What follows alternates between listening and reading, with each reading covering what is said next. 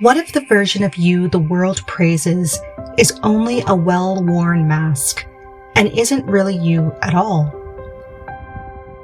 In this video, I share how I've been quietly unraveling my false self, shaped by shame, noise, and pressure, and learning to embrace the quiet, introverted soul I truly am.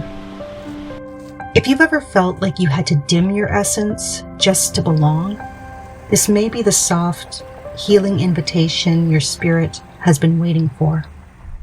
Hi friends, and if you're new here, welcome. So in my last video, the day I stopped trying to fit in, the Cottage Fairy inspired me.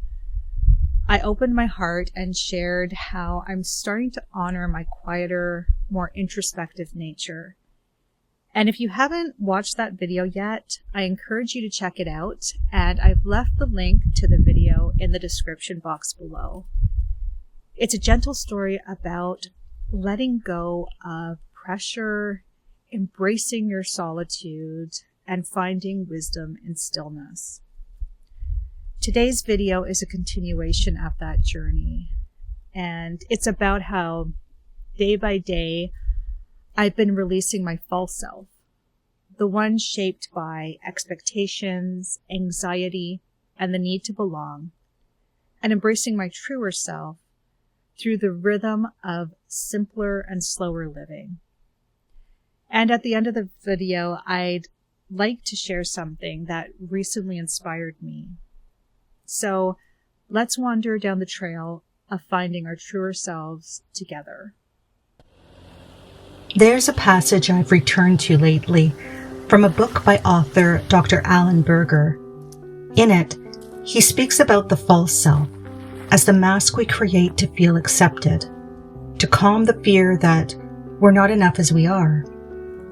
It's the version of ourselves we construct in response to childhood wounds, cultural pressure, and inner doubt. And, oh, how much of my life I lived from that mask. My false self was always on, always trying, always smiling too much, speaking even when I didn't have the words to say,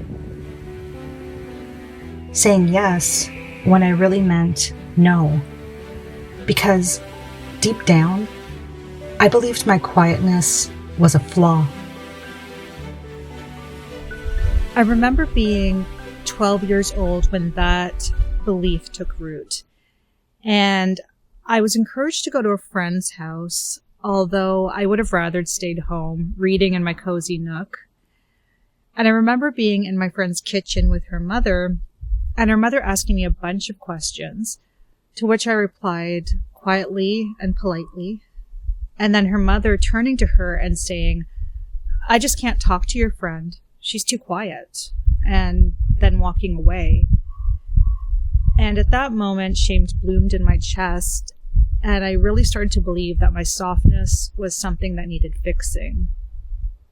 That one comment, it followed me for years. So I became louder, bolder, more extroverted than I actually was. But here's what no one tells you. When you live from a self that isn't yours, you always feel just a little bit hollow, like something's missing, but you don't know what. Through slower living, I've begun to shed those layers. Living slowly has helped me come home to my true self, the version of me who finds joy in quiet mornings, who speaks when she's ready, not when she's expected to, the version of me who doesn't need to be on to be worthy. And with that has come a deep appreciation for my introverted nature. Introversion is not a weakness. It's a strength, a gift. Here are just a few reasons why. Introverts are deep listeners. We absorb the world in layers, picking up nuance, silence, and subtle shifts that others might miss. We are grounded by solitude. Time alone doesn't drain us.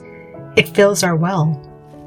It's in these quiet moments that I find the most clarity and creativity. We value depth over noise. Instead of chasing attention, we build meaning through thoughtful conversations, heartfelt writing, and soulful presence. We have strong inner compasses. In stillness, we hear our inner voice more clearly.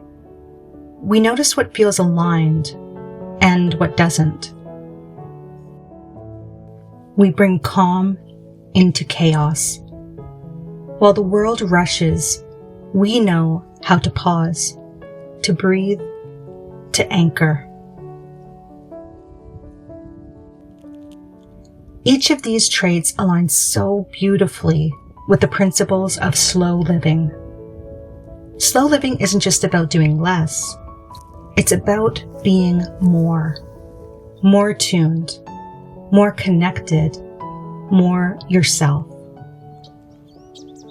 And so each day, I let go a little more of who I thought I had to be, and I step more fully into who I already am. Let's make room for the true self. And here's the thing I mentioned at the beginning of the video that recently inspired me. It's a poem by an author called Sapphire Rose, and it's called She Let Go. And someone read it for me yesterday, and I'd like to share the poem with you. So it says, She let go. She let go without a thought or a word. She let go. She let go of the fear. She let go of the judgments. She let go of the confluence of opinions swarming around her head. She let go of the committee of indecision within her. She let go of all the right reasons, wholly and completely, without hesitation or worry. She just let go. She didn't ask anyone for advice. She didn't read a book on how to let go. She didn't search the scriptures. She just let go. She let go of all the memories that held her back. She let go of all the anxiety that kept her from moving forward. She let go of the planning and all of the calculations about how to do it just right. She didn't promise to let go. She didn't journal about it. She didn't write the projected date in her day timer. She made no public announcement and put no ad in the paper. She didn't check the weather report or read her daily horoscope. She just let go. She didn't analyze whether she should let go. She didn't call her friends to discuss the matter. She didn't do a 5-step spiritual mind treatment. She didn't call the prayer line. She didn't utter one word. She just let go. No one was around when it happened. There was no applause or congratulations. No one thanked her or praised her. No one noticed a thing. Like a leaf falling from a tree, she just let go. There was no effort. There was no struggle. It wasn't good and it wasn't bad. It was what it was, and it is just that. In the space of letting go, she let it all be. A small smile came over her face. A light breeze blew through her, and the sun and the moon shone forevermore. If this video resonated, I'd love to hear from you in the comments. What is one way you've been embracing your truest self lately? And how has it felt to let go of the expectations that no longer serve you. Please don't forget to like, subscribe, and join me again next time as we continue this gentle journey home. Until then, be kind to yourself, and remember, you were never too quiet. You were simply listening to a deeper song.